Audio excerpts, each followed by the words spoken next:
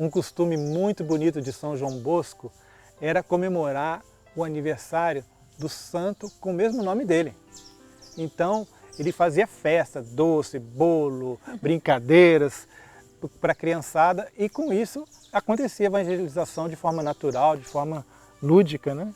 Esse se chama onomástico, né? É a festa do seu santo, em que se comemora como que um aniversário no dia do santo que tem o seu nome. É um costume muito bonito que as famílias em muitos lugares ainda conservam.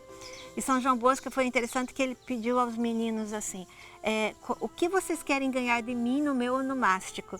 E São Domingos Sávio disse, me ajude a ser santo. Olha que lindo. Uns pediram bola, uma coisa assim, mas Domingos Sávio, me ajude a ser santo. A Verônica, nesse ano na escola, falou sobre Santa Cecília, né? Ela se vestiu de Santa Cecília para a festa dos santos e a gente conversou com ela sobre Santa Cecília. E ela leu um livrinho da Canção Nova, que conta sobre Santa Cecília, e ela gravou a história de Santa Cecília. Num outro momento ela estava brincando e ela começou a escrever a história de Santa Cecília, porque ela também está na fase de alfabetização, né? Então ela já escreve. E ela foi escrevendo toda a historinha de Santa Cecília do jeitinho dela, né? Ainda frases corridas, sem pontos, sem muita acento gráfico, mas ela conseguiu reproduzir. Uma letrinha linda já, né? Sim, ela é uma graça. E ela escreveu a história toda de Santa Cecília ali no papel, de memória, né? Ela decorou a história. Então, se está decorado, também está no coração, né? Esses dias também o Joaquim veio me contar que o Instituto Canção Nova fez também uma dinâmica de cada série, cada turma contar a história de um santo. E aí ele vinha me contar em casa, mãe, hoje eu estive em tal sala e conheci a história de tal santo, né? Aí às vezes ele falava assim, eu não estou lembrando, mas eu acho. E aí ele contava aquilo, né? A história de santidade dessas pessoas, né? Que a igreja reconhece como santos, é uma forma da criança ver na prática aquilo que os evangelhos falam, né? E se eles podem ser, nós também podemos, né? Então a gente vai sempre trabalhando isso com eles, né? Que eu desejo, como membro da comunidade, como consagrado, como casado, é o que nós desejamos, levar uma vida de santidade e levar minha família para o céu. Outra história que assim mexeu forte comigo é a história de Santa Rita de Cássia e Paulo Mancini. Porque todo mundo fala de Santa Rita, porque depois ela vai, né? Todo mundo sabe do espinho, ela se torna freira, tudo que Jesus fez com ela, e Santa Rita está nos altares. Mas e o marido dela que ela converteu? São Paulo, ele escreve na sua carta aos Coríntios assim, uma mulher crente converte o marido à santidade. E o marido crente converte a mulher não crente à santidade. Do contrário, não haveria filhos santos. E vendo a história de Santa Rita, você vê o quanto que ela suportou. Ela era para ser freira, mas daí um monge fala para ela abdicar dos desejos dela pessoais para fazer a vontade de Deus. Aí ela aceita se casar, que era o desejo do pai e da mãe, porque ela era filha única. Aí começa a namorar Paulo Mancini, se casam, tudo, tem 2 filhos. No começo, a vida dos dois era maravilhosa, a família era muito linda. Mas daí Paulo se envolve politicamente com pessoas erradas e ele acaba se tornando agressivo com ela. Não só verbalmente, como também fisicamente, várias vezes. Isso durou 14 anos. Só que o que Rita fazia? Rita ia aos pés da cruz, chorava, rezava e pedia a conversão do marido. E ela, de maneira alguma, falava mal do marido, muito pelo contrário. Ela sempre rezou por ele aos pés da cruz. E você acha que isso ia ficar dessa forma? Para Deus, não. Aí o que acontece? Depois de 14 anos, um belo dia, Paulo voltando de uma dessas reuniões, já decidido explodir a casa, né? Ele encontra Rita chorando aos pés da cruz. Na hora ele acha que é os filhos que tinham aprontado alguma coisa. Ele vai para ficar bravo, naquele exato momento Deus ilumina a mente de Paulo e revela para ele que a grande causa da dor do coração de Rita é ele. Paulo muda de vida completamente, dando um testemunho de vida cristã, dando testemunho de família abençoada por Deus. Os filhos melhoram, a casa melhora, tudo melhora. Paulo fica sabendo que iriam matar um outro amigo dele. Estavam querendo armar uma emboscada. Paulo vai avisar esse amigo, Rita fica preocupada, fala para ele não se envolver, ele fala, não vou me envolver, eu só vou avisá-lo e voltar embora. E aí o que acontece? Ele vai, arma uma tempestade, ele se esconde da tempestade. Mas só que quando acaba a tempestade, ele vai sair da onde ele estava escondido, aqueles mesmos homens que disseram que ia matar o amigo dele, já estavam esperando Paulo para uma emboscada para matá-lo. Quando trazem a notícia para Rita que ele havia sido assassinado, dizendo que Paulo pediu, agonizando, que perdoassem os seus algozes, porque ele já havia perdoado no coração dele. Ora, quem foi que fez isso? Se não é uma conversão profunda. Então, isso prova que Paulo Mancini teve uma conversão profunda graças à intercessão de sua esposa. Todo mundo conhece a história de Santa Rita, que os dois filhos que queriam vingar o pai, e ela diz para Deus, fala, Senhor, eu prefiro que o Senhor os leve para que eles não percam o céu, com medo deles perderem essa graça. E Deus atende o pedido de Rita, os dois pegam uma doença, muito grave a doença, que os dois praticamente já estavam para morrer no leito de morte. E aí os dois ali, a pedido da mãe, evidentemente, vendo do que tinha acontecido com o pai, que o pai perdoou os algozes, os filhos acabam perdoando também. Não tem como dizer que os dois não morreram, está de graça também, né? E tudo por causa da mãe. O sonho, até pouco tempo atrás, de todo mundo, é o meu filho passar por uma faculdade federal. Mas como é que andam as faculdades? Você está sabendo? Você tem notícias de como estão as faculdades? Como estão as conversas, os ensinamentos, até militância de ideologias dentro das faculdades? A gente, infelizmente, tem visto famílias piedosas, de filhos piedosos. A gente tem visto isso nesse tempo na Canção Nova. Crianças muito piedosas, muito bem educadas, e vão para a faculdade e viram a cabeça.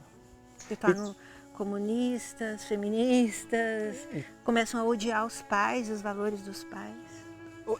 Ir contra a igreja, questionar tudo. E aí a pergunta que eu jogo para vocês, é o melhor caminho? Do jeito que andam as coisas? Talvez uma faculdade de distância, dependendo do curso que seja o seu filho esteja fazendo, de repente é uma boa saída. Uma faculdade de distância, onde ele não vai ter tanta influência dos amigos, né, de levar para uma balada, para beber e coisa e tal. Tantas coisas na faculdade que a gente infelizmente sabe. Eu estou chovendo no molhado, que você sabe disso, você já ouviu essas histórias.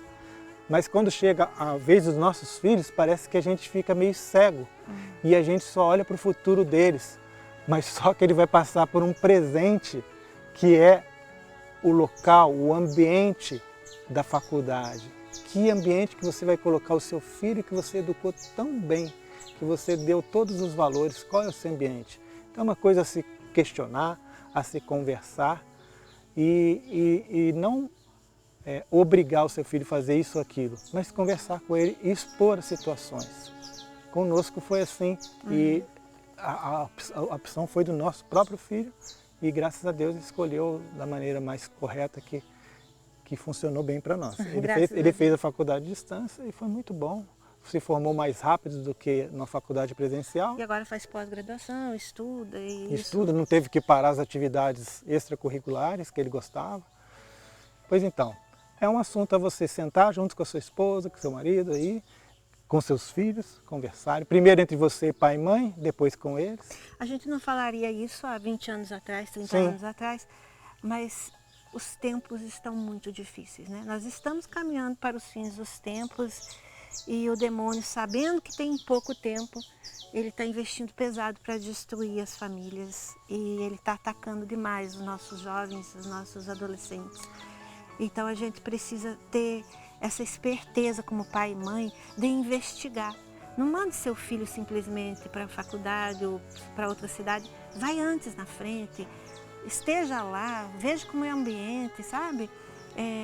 você precisa saber em que chão você está pisando, porque ele pode ser um chão minado. O padre Paulo Ricardo fala com força que as faculdades nossas são verdadeiras escolas de paganismo. É uma expressão forte, mas tem fundamento. Então investigue, né? Vá, pesquise, estude, veja como funciona, veja se tem valores. Não simplesmente solte o jovem que ele ainda é muito novo para ter tanta maturidade. De repente, uma universidade, uma faculdade menor, particular, é mais segura do que a tão sonhada federal, que é um mundo, é um universo de tantas cabeças cada vez mais fora dos eixos. Claro, eu contei o lado bonito da família, mas também teve os lados dolorosos, como, por exemplo, Rita, que apanhava do marido. Ela sofria agressões do marido, verbal, e os filhos viam. Só que depois que aconteceu o perdão, a reconciliação,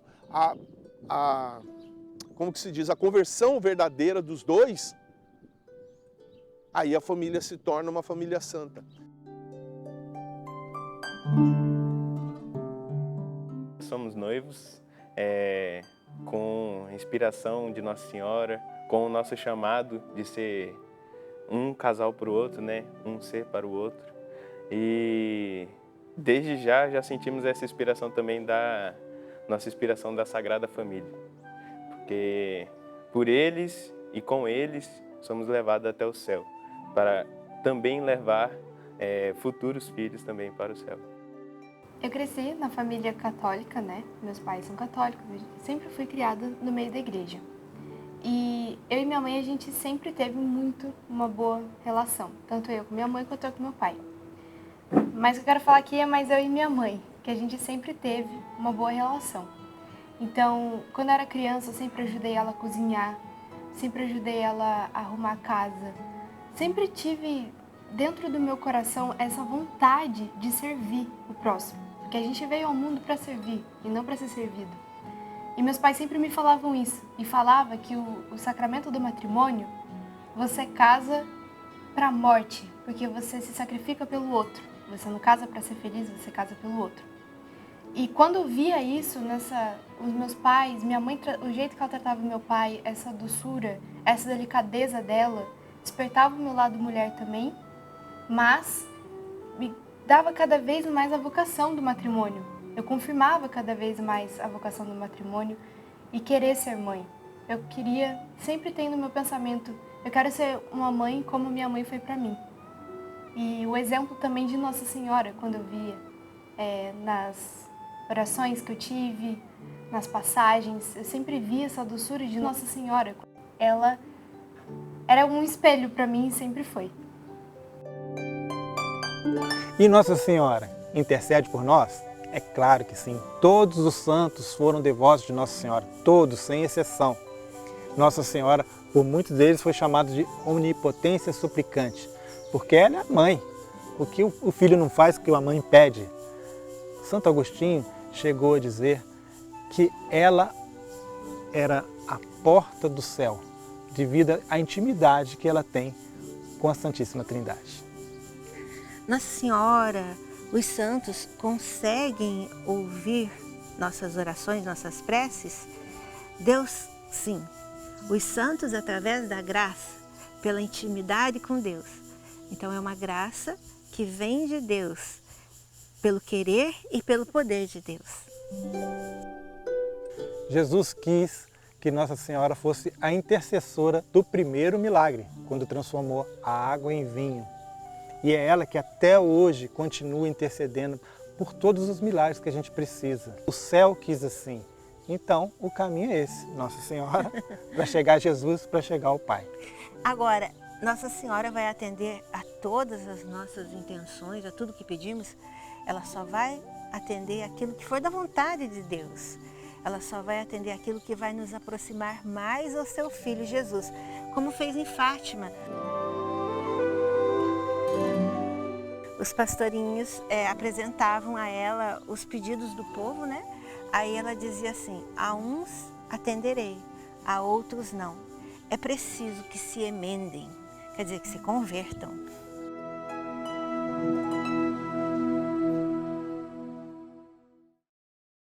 Meu pai, para mim, sempre foi um José. Sempre me levou para a igreja, sempre quis me evangelizar. Jesus foi ensinado por José a ser um bom carpinteiro e Maria a ter um bom cuidado com o outro. E com essas experiências que eu tive com meu pai, vem também no meu coração querer ser pai, né? E depois poder transmitir o que o meu pai foi para mim, é muito bonito.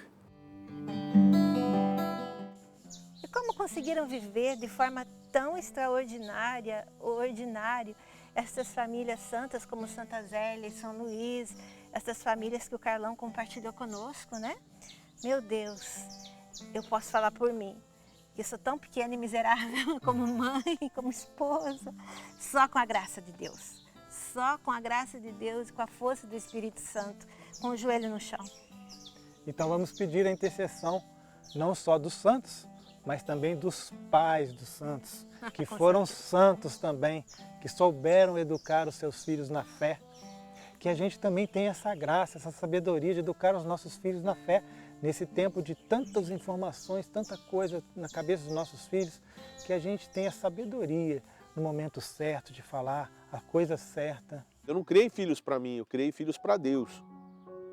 Por isso a educação nossa lá em casa sempre foi visando o amor de Deus, sempre.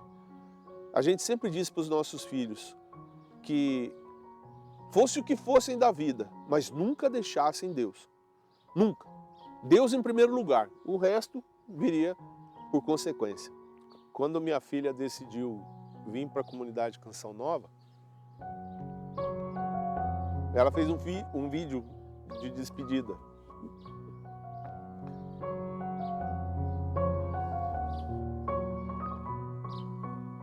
Aí nesse vídeo de despedida, eu pude ver momentos da vida da minha filha, fotos, em que eu comecei a me questionar. Onde que eu estava aqui? Onde que eu estava ali? Onde é que eu estava cá? Como é que foi? Como é que foi isso aqui? E isso me doeu, porque me fez pensar como que a gente precisa ter um equilíbrio em todas as coisas que a gente faz. E por que eu estou falando isso? Eu estou falando isso para que sirva de lição para outros evangelizadores. A gente se envolve tanto com a missão que às vezes a gente acaba esquecendo da missão dentro de casa. E a missão dentro de casa é justamente estar acompanhando, estar junto com os filhos. Graças a Deus, não estou dizendo que eu não acompanhei meus filhos, acompanhei. Mas teve fases da vida da minha filha mais velha que eu estava mais envolvido com a missão de fora, com a missão da minha comunidade, do que com a missão de estar ali do lado dela. E quando eu vi, minha filha já tinha crescido. Minha filha já estava moça, já tinha decidido entrar para uma comunidade. E eu falei assim, meu Deus do céu, e agora? Minha filha vai sair de casa, ela vai para uma comunidade. O que foi que eu vi com a minha filha? O que foi que eu vivi com a minha filha? Isso é um buraco que eu não vou preencher mais. Então assim, graças a ela, eu pude ver o que eu posso ainda fazer para os dois que estão em casa. Graças a ela, eu ainda posso ver o que eu posso fazer agora com ela, mesmo estando na comunidade, quando ela vai para a minha casa. A gente começa a amadurecer na fé e amadurecer também como pai. E aprendendo a ser mais pai a cada dia. Aprendendo a ser mais esposo com a minha esposa, aprendendo a ser mais presença para eles, porque isso conta muito. E eu pude ver o quê? Que esses casais santos passaram por isso também. Essa verdade nos liberta. Para quê? Para que nós possamos fazer o correto sempre. Sempre a gente possa fazer o correto. E o correto é o quê? É levar a nossa família para Deus. Não importa o que aconteça, o importante é a gente se encontrar lá. Esse vai ser o prêmio maior para a nossa família. A gente pode falhar? Pode. Mas também a gente pode acertar e muito como casal de Deus, como pai, como mãe e como família.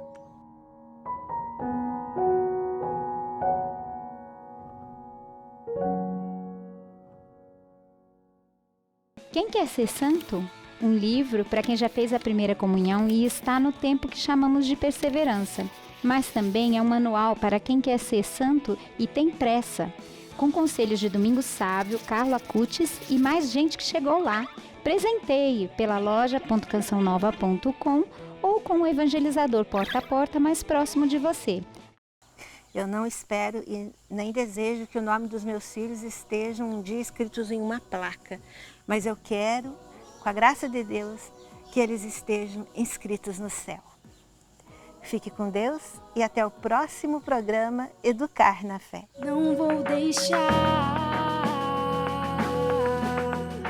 nenhum pecado me impedir